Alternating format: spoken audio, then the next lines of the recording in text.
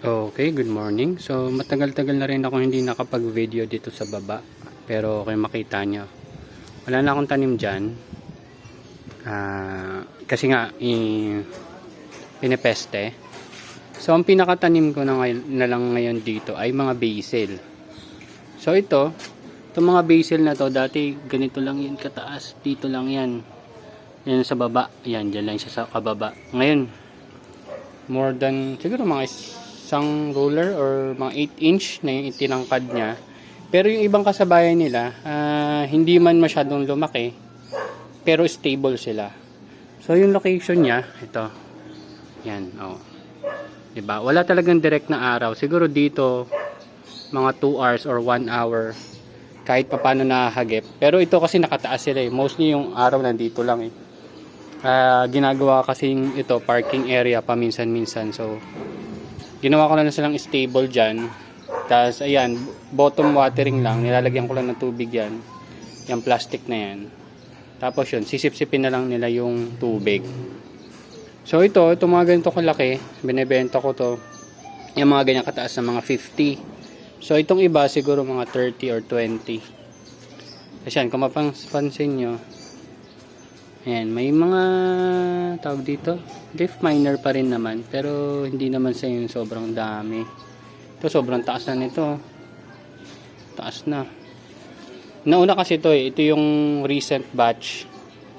Siguro mga 1 or 1.5 month old. Ito mas matagal na, pero lumaki, pero hindi naman sobrang laki. Sakto lang.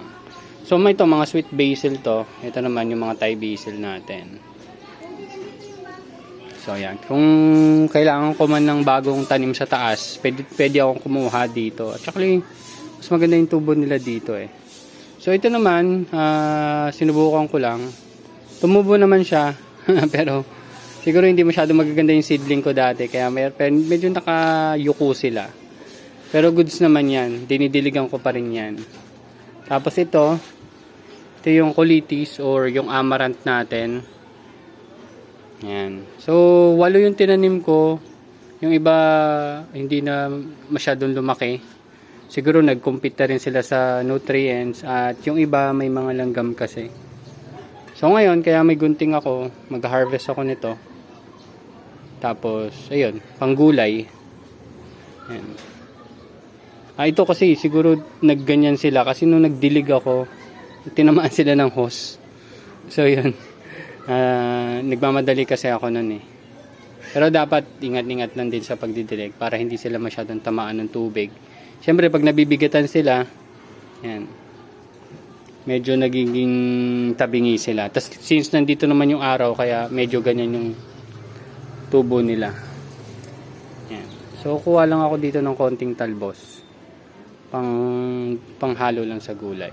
So yun yung meron tayo dito. Tapos may mga, hindi ko sure kung kita alam yung ilaw na yon. Yun yung indoor nursery natin.